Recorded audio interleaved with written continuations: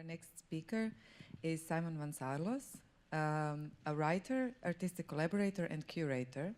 They are the author of Against Ageism, a Queer Manifesto, Take 'Em Down, Scattered Monuments and Queer Forgetting, and Playing Monogamy, as well as several books in Dutch. The writing has appeared in multiple co-edited volumes and academic journals, such as Performance Philosophy Journal, Postmodern Culture, Porn Studies Journal, and Trans Studies Quarterly. Van Saarloos works as an independent curator of public programming and artistic collaborations, and had also taught theory and writing in universities and schools in Amsterdam, Den Haag, Utrecht, and Zurich. A current PhD candidate in rhetoric at the University of California, Berkeley, they are interested in Black feminist engagements with quantum physics and focused on the rhetorical impossibility of existence without defense. Van Saarloos is currently writing a new book for AK Press titled Trans Despair, Staying Unrelated and Insecure. Today, they are presenting a talk entitled Trans Existence Without Defense.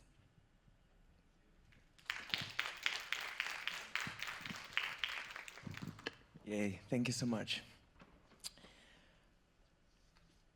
Yes, thank you, Agata and Salim, for those talks. I'm excited. There's a lot of overlaps, maybe not in what I'll be sharing today, but in my research with yours, and I'm excited to continue the conversation today. Thank you all for gathering. I am going to be reading from the book that you just mentioned, Trans Despair, Staying Unrelated and Insecure. And because I know that reading can be hard to follow, and it's, as Salim pointed out, we're all here under English, I wanted to provide you a reading copy for those who want to access it. It's a Google Doc. But you know, the QR code came about a little too late, so we're just gonna pass around this paper, and you can scan it. And do you want me to hold it up? I can try and hold it up. You wanna, yeah, if you can, yeah. On stage, in the light, please. Yeah? Do you want me to hold it? Yeah, no, it depends if it works like this. Does it work? Oh. Like.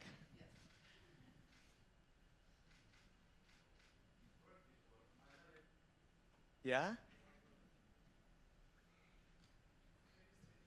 Great. Well, if somebody still needs it, I'm just going to give it to Luca, and just maybe raise your hand if you want it.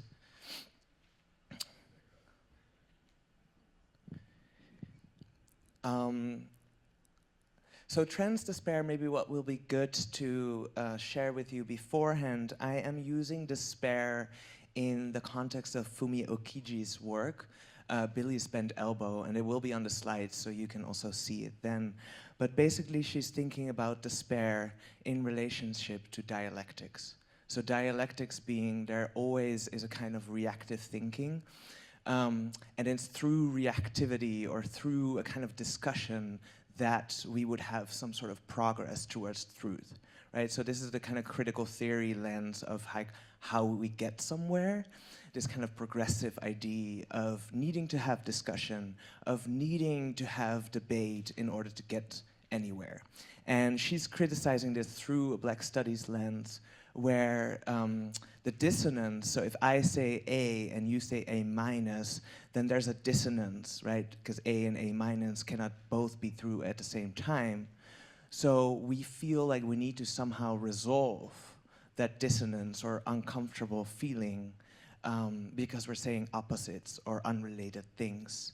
And it is that despair that Fumi Okiji is thinking about. The way in which despair is needed in order to trigger, as she says, transition. Transition being this dialectical back and forth, which then always links us to progress, getting further, developing our thought. And I'm trying to think with Okiji against the kind of resolution, against wanting to solve that despair, against progress in some ways. And I think it also resonates with what Agatha was just mentioning about impossibility not necessarily being negative. So I plucked some of the more story parts from my writing. And as I said, I'm going to be thinking against progress. And one of the ways that I'm doing that in the first part of the book is by a continuous return to the surgery table. A soft warning that it might feel a little tingly, like a burn. It feels intoxicating, not hot. The prickle of smoke, but a clean kind. A thick plastic rim cups my nose and lips. My eyes blink wild, a last kick before sleep. I find her. She is wearing a medical mask, a scatter of colorful dots decorating it. Her eyes, thick mascara, wide awake. I lock my gaze with hers. Her hand is on my shoulder. She is guiding me under. After waking up from surgery, I wish to return. It is not regret. It is not the regret that the right wing hopes for and the left is worried about.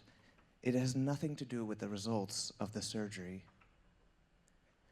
I had been looking forward to this moment on the table. I had been waiting. Not even years, not really, not consciously at least, but ever since the possibility of having a surgery date appeared on the horizon, the date and time and planning became my central focus. I had to push back the desire to skip all life in between acquiring the surgery date and its execution. I had to remind myself that all the time lived before the surgery was worth it. Once I woke up in the recovery room, this waiting time was suddenly over. And all I wanted was to go back to it. Not the weeks before, not the time of prepping, not the months of planning, just that 1 minute awake and full of anticipation on the surgery table. The collapse of time and space. At first, I explained it as an erotic fantasy. My surgeon had gently touched my shoulder. She had looked me deep in the eyes, while I had absolutely no choice but to submit to anesthesia. A blink before deep surrender. But over time, the surgeon's touch and gaze blended with the white light of the surgery room, the hot air keeping me warm. It became less about who and what was there, and more about the temporal representation of the seconds before surgery. Instead of longing for surgery to be done again and to be under my surgeon's care and control again, my desire for going back to this moment might signal a wish to stay in between, not operated on, not operated on. More than in between, I might be craving a not in between, as Fred Moten calls it. This not in between is not the promised, proprietized land of going from one state to the next, shifting from one gender to another. It's not the in between of a ceasefire without liberation. Instead, not in between signals a place and time that defies such existing structures altogether. Fred Moten offers some kind of not in between suspension and propulsion, a certain arrhythmia. The not in between refuses the futility of opposition, refuses meaning making's interdependent linearity of the dialectic. Moten formulates the not in between as, quote, the breakdown of the too smooth historical trajectory of European domination. The line of that dialectic has got to be broken by another dialect. The trajectory of that narrative has got to be disrupted by some kind of lyric materiality. Transness lives in proximity to a sense of unrelatedness. Non-relation between sex and gender, non-relation between assignment and expression, non-relation between external approach and internal feeling. Trans suggests a lack of alignment. In her forthcoming, or now actually it's out, in her book, Billy's Bent Elbow, exorbitant intimacy and a non-sensuous standard, Fumio Kiji describes blackness as the particular play in the space of impossibility. Okiji celebrates unrelatedness and letting unrelatedness be. What is unrelated and conflicting and dissonant does not need to be brought together, does not need to relate and fit. Sensuous similarity, overlap, commonality are not necessary. The space for impossibility appears when unrelatedness and despair do not trigger transition, do not trigger a next move in the dialectic. Despair instead can just be without triggering a response. The nurse mistakes me for another patient. She calls me Laura. Her colleague blasts out, "This is Simon, not Laura." I tell her as well, "I'm not Laura." Both nurses profusely apologize. I joke to them that they will anyway ask me what surgery I am here for. They keep asking me what I'm here for, indeed, as if they do not know why I'm here. They do this, of course, to determine consent and to avoid mistakes, to avoid swapping bodies, incisions, wishes. And I repetitively declare mastectomy, double incision, free nipple grafts. I woke up once from a surgery where they did different things than they told me beforehand. And ironically, it was a knee surgery. That one particular surgery that now circulates as a statistic to counter the regret narrative around trans healthcare. Here is the fact. Evidence suggests that less than 1% of transgender people who undergo gender-affirming surgery report regret.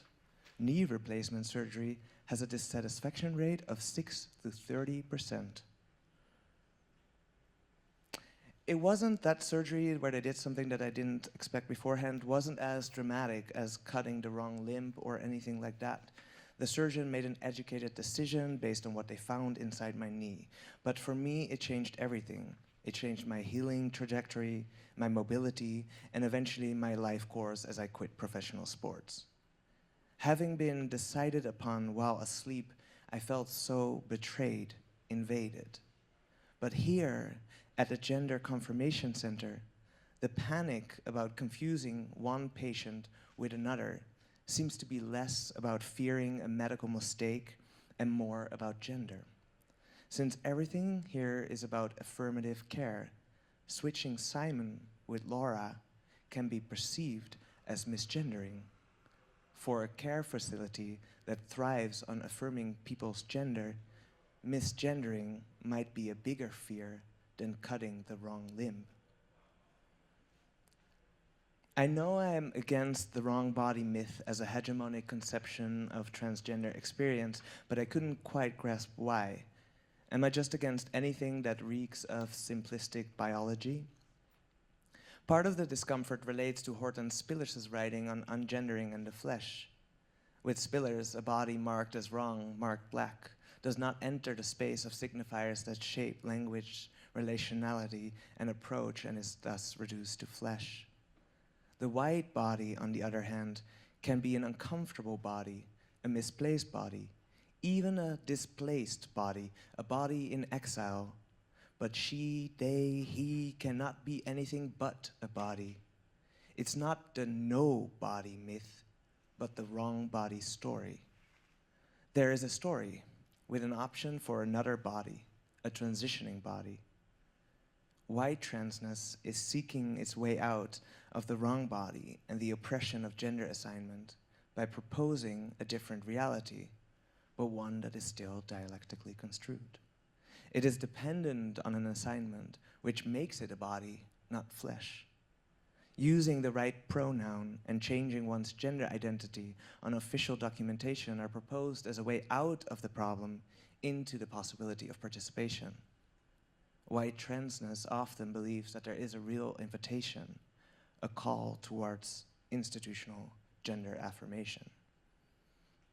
And I'm sharing with you here the work of Julius Thyssen a Dutch photographer who made this work, Watch It Collapse, on the capitalization of white trans masc bodies specifically, and also like the self-capitalization, right, on one's trans body.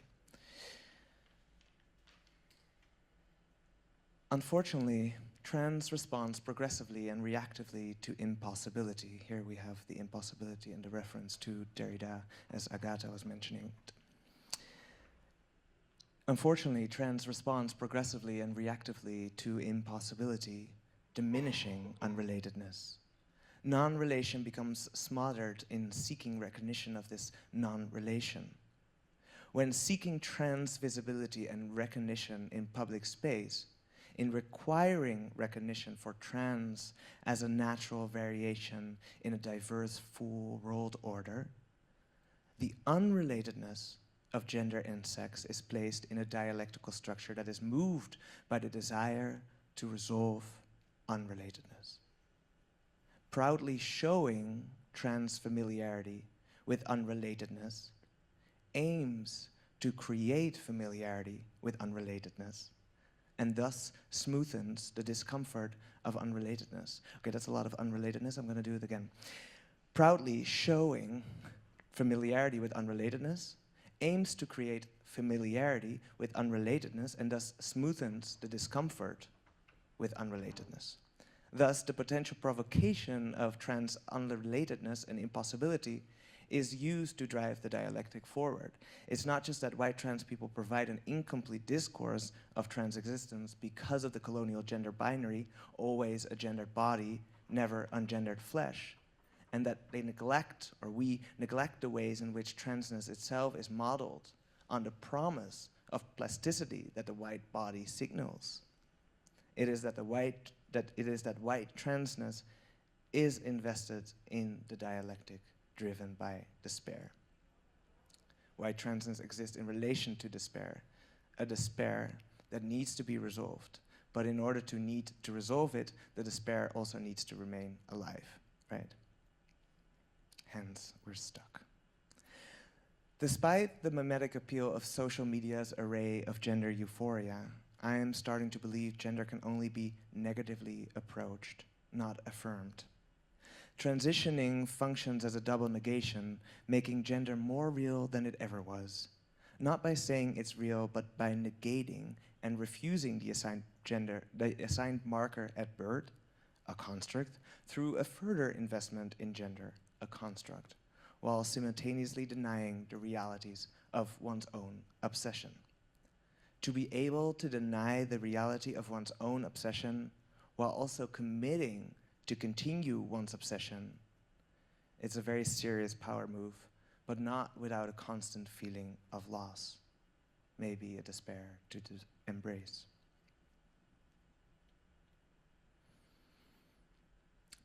Drowsy, I shuffle from the nurse office to the surgery room. It's only a hallway apart. I'm wearing a gown with an open back, my calves in compression socks, my feet and hair covered. Valium affected but present. A nurse called Gladys or Glennis guides my elbow, but my walk is stable. A door, then another. This door is broad and heavy like the entrance of a cooling cell. A small window and multiple notes on the door, cautioning staff to use the correct pronouns. This is important, someone's urgent handwriting. It reads more like a warning than a reassurance. It conveys a rhythm of wrongs, a pattern of mistakes. What if transness does not need to be the radical escape we dream it to be in academic and popular discourse? What if the drama of the dialectic hold, the repetitive but presumably progressive dance between poles and extremes, is not for trans to break? What if trans tries to patch unrelatedness by proposing alignment, by proposing secure attachment, while alignment and security and a fear of unrelatedness incent violence? What if trans is not this radical break, but instead symbolizes an ongoing return? Trans as stuck. Trans can even suck.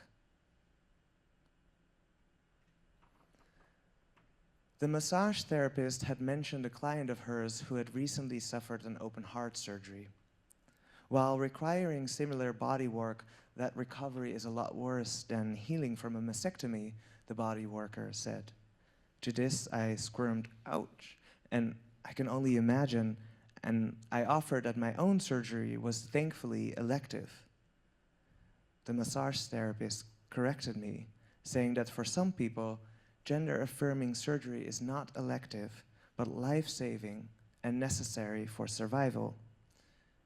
I do not wish to disagree, nor do I care to triage the differentiation between life-saving and elective.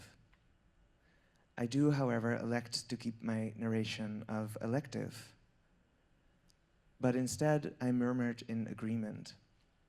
Her massage table squeaked with my weight on it. She continued talking and said, "Oh, but you're non-binary, so it's probably different for you than for a trans man."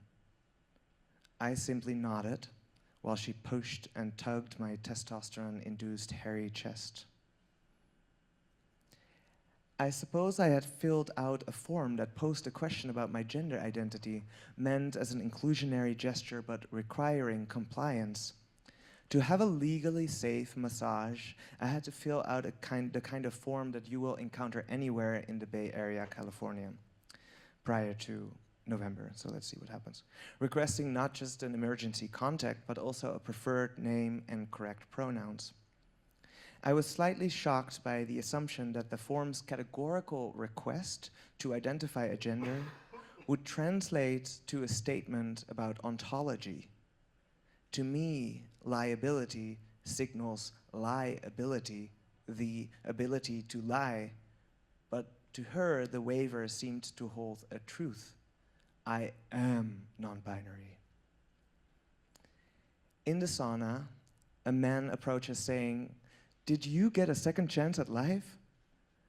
I presume he is a rainbow-wearing ally, craving to affirm that transition is like a second birth.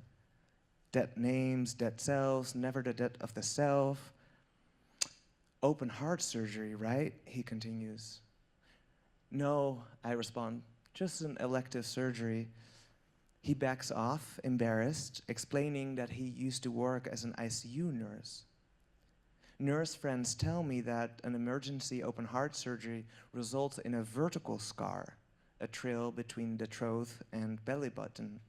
Mine are two across the chest. Whose death did the man project? A genesis of despair marks me alive. I'm fighting all kinds of feelings. I'm resisting a growing sense that trans is just part of a trend. I'm resisting the possibility of being a pharmaceutical creation enticed towards transitioning by beauty standards and plastic surgery ads that promise control over one's appearance. I'm resisting the feelings of shame creeping into my cheeks of having committed to such a false thing. I'm resisting feelings of fear of throwing transness under the bus, of making it seem illegitimate, while already having such a hard time just to simply exist. But I do not want to submit to the idea of simply existing, for it to be loved and celebrated and wanted. Which is why I cling to the possibility or impossibility of transness being fake and superficial and still worth it.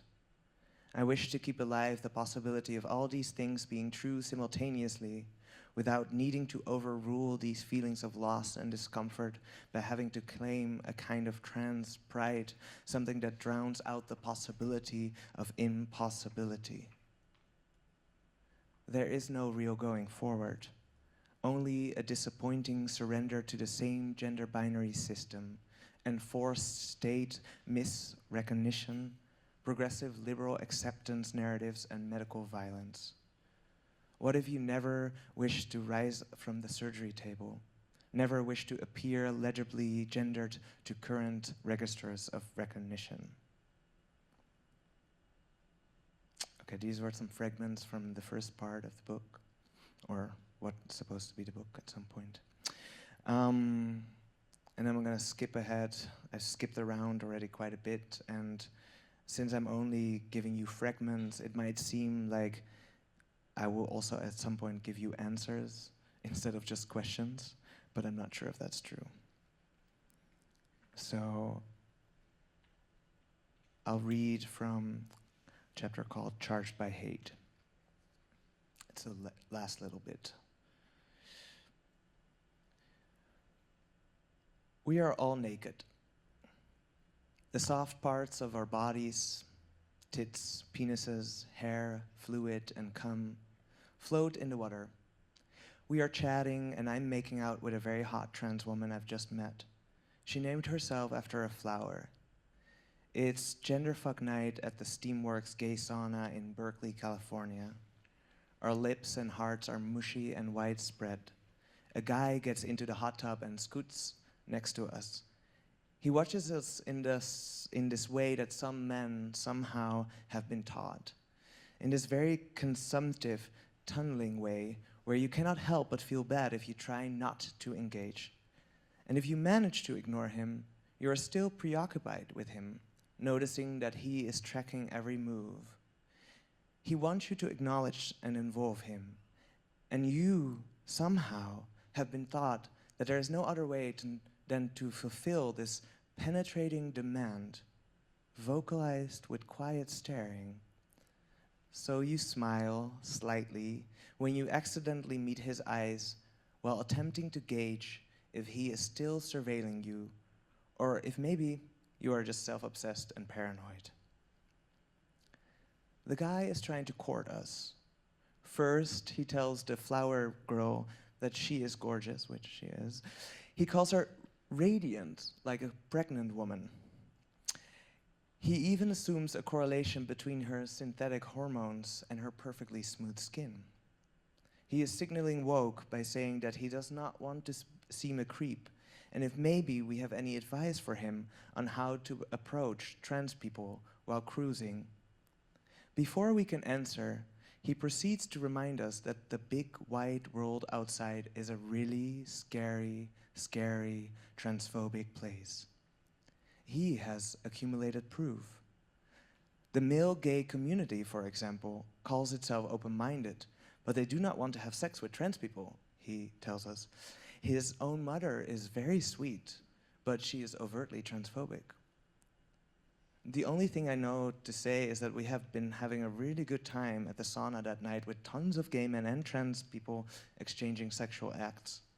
We were swimming in each other's fluids mess. We were, for a very blissful moment, not all that busy with transphobia.